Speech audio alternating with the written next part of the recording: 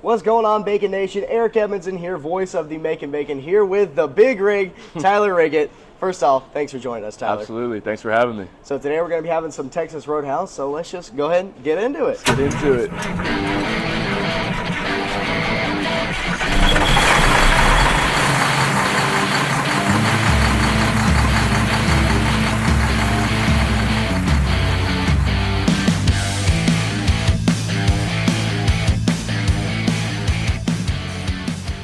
Get the protein. That's right. So you're from Weddington, North Carolina. I am, yep. And first off, big baseball guy, obviously. How did that start? How did that love for sports really start off? Yeah, so I mean, I feel like for a lot of people, it started off the same way as it did for me. Just throwing in the backyard with my dad. Man, I started young. I think we were in New Jersey at the time, so it was definitely before elementary school, and just working on the swing, working on throwing. Then that transitioned into t-ball, and from there I kept playing and fell in love with it. Right. Now, you said that you were a big Pittsburgh Pirates fan, Pittsburgh Steelers fan in the past. Where's that love come from? To be honest, I'm not the biggest Steelers or Pirates fan, to be honest with you. I follow them a little bit. So my whole family is from Pittsburgh. I was the first one outside of Pittsburgh. I was born in Charlotte. So, I mean, my aunts, uncles, grandparents, parents, cousins, they're all from Pittsburgh, so I've just kind of followed them here and there. So that's where that initially started. Definitely a legacy thing. What kind of prompted you to fall away from Pittsburgh sports? I don't think I ever fell away. I don't recall saying that I was a huge Steeler or Pirate fan. That might be some false information that was provided, but I followed them a little bit. All right. So with Charlotte Country Day School in Weddington, if you had couple words to pitch to me to go visit Weddington, North Carolina, what would they be? Wow. Talk about a good question there, Eric. There's so many things there. I would say the weather. Number one, the weather. You're getting all 4 seasons in Weddington. Number 2, the athletics. The high school circuit, you brought up Country Day. Our conference is very competitive. We have a lot of guys that go on to play college baseball there. And combining that with some great weather in the spring and summer, I mean, you're going to be getting the best of both worlds there. Definitely. And you went on to play college ball yourself with Susquehanna, the Right. Hawks. Just out of high school, what do you think was your main driving force to get picked by colleges? I wanted to keep playing the game, honestly. I love training so much. I love baseball so much, and I didn't want it to end after high school. And, ultimately I'm trying to turn that into a pro career as well. I got a couple of years of eligibility left, and I'm working really hard to do that. But, it's just trying to, build myself in the best pitcher I can be. I'm very type A. I'm a perfectionist, so I just love working on, I guess, my craft, even though it sounds cliche. But I'm always thinking about my training, what I'm putting into my body and all that stuff. So I just wanted to keep evolving as an athlete and pitcher. Always great to have that mindset. Now, going into just a little bit of personal stuff, you attended Game 5 of the 2017 World Series with the Astros versus the Dodgers. I did. First off, did you stay the whole game? That was the extra inning one. Yeah, absolutely. So you guys did some digging on my social media. I love that. This man is prepared for the interview. So we did go to that game. I've gone to a couple of World Series games before, actually. When I was younger, we went to the Rangers one in Arlington. That was awesome. But back to the 2017 one with the Astros, there was some huge bombs that were hit, and that was an electric atmosphere, especially with it being indoors and everything. It was so loud in there. I want to say Charlie Morton was pitching that game, and I remember just watching that like, man, this is awesome. That was certainly awesome to see a World Series walk-off. Yeah. And just you were cheering for the Astros that day. What prompted you to kind of pull for them during that World Series? So one of my dad's work buddies, his wife is Nolan Ryan's niece. So that is how we got the World Series tickets to both the Rangers and the Astros games. My parents have also gone to another Astros World Series. I was still at school. I didn't get the invite. Wasn't cool enough. I get it. But so that connection kind of set that whole thing up. And I've also gotten some signed memorabilia from him, which is pretty awesome as well. Definitely awesome pitcher. And just talking about those big pitchers of the MLB, who did you look up to growing up, looking to be a pitcher? Man, so There's a couple guys I absolutely love. I'd say growing up, I love Max Scherzer. I love his mentality, that bulldog mentality. If you ever watch him throw, he's always talking to himself. He's always dialed in. He just is always fired up. And one of my favorite things about him is I saw this tweet when he was doing a minor league rehab start, and it was just him sitting on the bench, elbows on the knees, dialed in, just for a rehab start. And, you know, he takes it so serious, and I like trying to reflect that as well. And now, currently, someone that I love as well, in addition to Scherzer's DeGrom. I mean, how can't you? He's arguably the GOAT. I wish he'd stay healthy, but I just love watching him put on a masterclass every time he steps on the mound. Most definitely. And through your athletic career, you've worn a lot of different numbers. You've worn 21, I believe, in high school, 41 with Susquehanna, and I believe you're 40 here with the Macon Bacon. And just, do you have a personal favorite, what your number would be? Personally, I don't think I have a favorite number. I'm a bigger guy, so like I usually have to select from the larger numbers now I'm in college. 40 is special for me in Bacon. That's what I had last year. And I had our clubhouse manager, Brother John, as we call him, put 40 to the side for me. I love wearing that 40 in Macon. Definitely. And as a pitcher, you feature a big curveball, big fastball as well. Is there any pitch that you're specifically working on right now to just add to your arsenal? In terms of adding, not necessarily, because if you have like 4 or 5 average pitches instead of 3 really solid ones, I don't really think that gives you an advantage. So obviously I'm really comfortable throwing my curveball, or I also have a slider that I've been throwing a fair amount in any count, but something that I'm refining is my changeup. I know you're up in the booth. It was working earlier last start. Then I kind of lost it a little bit in the later innings, so I just want to continue to have that more consistent. So I think a changeup is arguably the best pitch in baseball and the hardest one to hit, unless you're DeGrom throwing a 96-mile-an-hour slider. But yeah, that's just not very fair at all.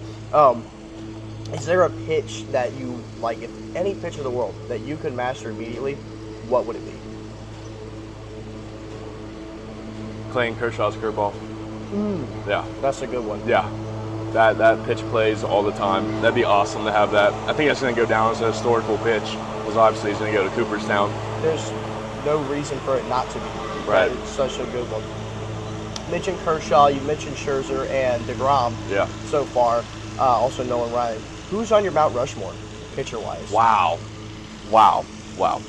So you got to respect some of the GOATs, obviously.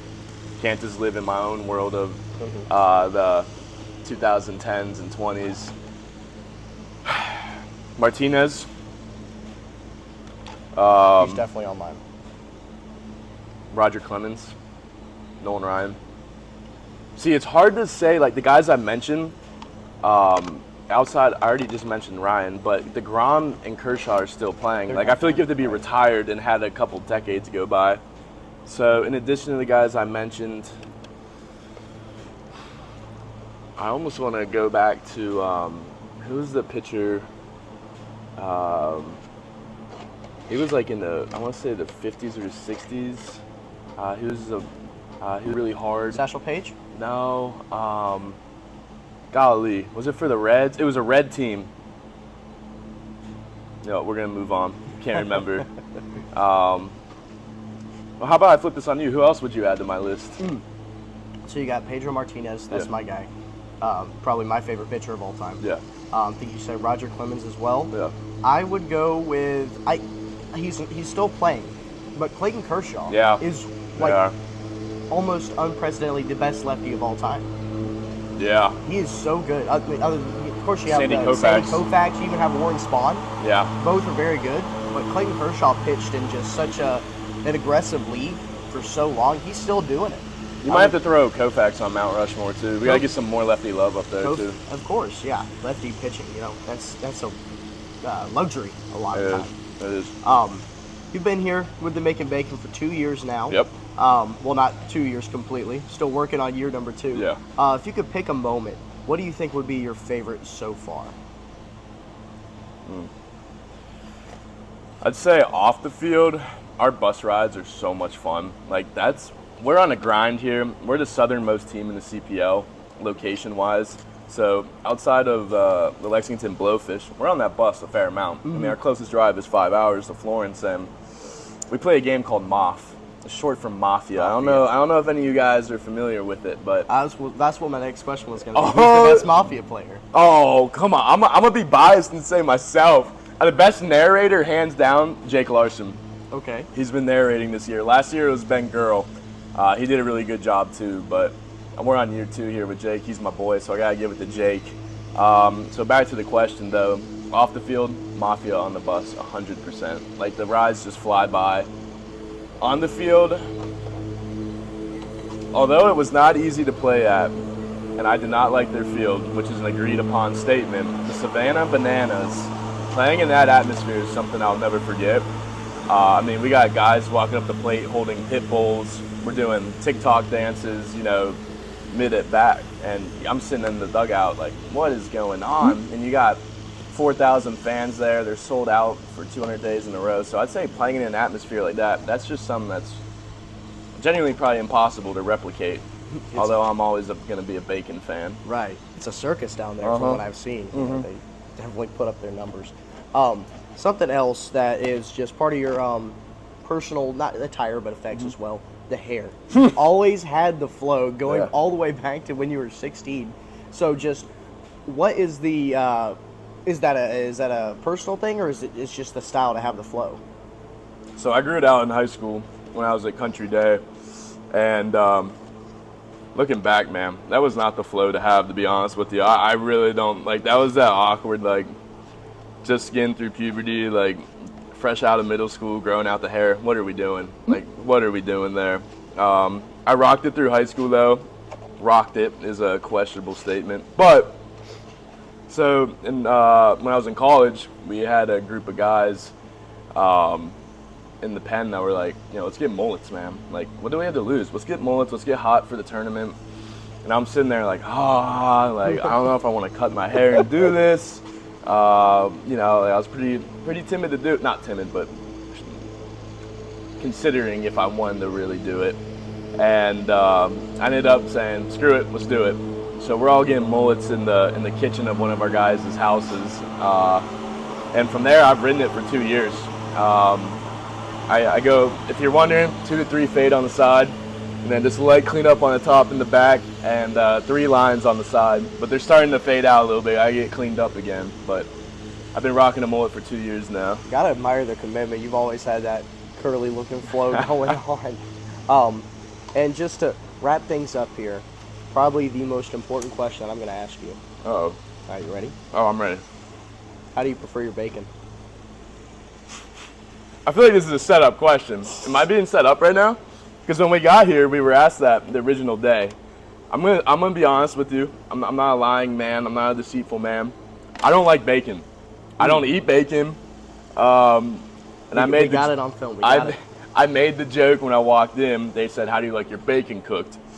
And I said, I don't eat bacon.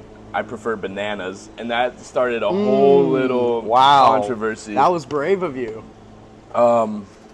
If I had to eat bacon, I don't even know what it's called. Just a standard Waffle House way. You know, I'm not going to go extra crispy or anything. Just a solid bacon strip. Just a solid bacon strip. I think I have to agree with you. All right. Awesome. I don't prefer too much chewy or crispy myself. Yeah. But yeah, the solid Waffle House definitely works. The Waffle House should be the bar across the world. Yeah, I do frequent Waffle House after our 3 a.m. arrivals at Luther Williams for sure. That's the only way to do it. Yeah. Waffle House at 3 a.m. is a different breed. Yeah, I know. I know Larson was there last night. I saw it on his story. So yeah. Boys are grubbing after a long bus ride. Oh yeah, most definitely. Well, Tyler, thank you very much for joining us. This was a great interview we went with, and once again, we're glad you're here at Luther Williams Field. Thank you. I'm glad to be back. Awesome. Go Bacon. Go Bacon.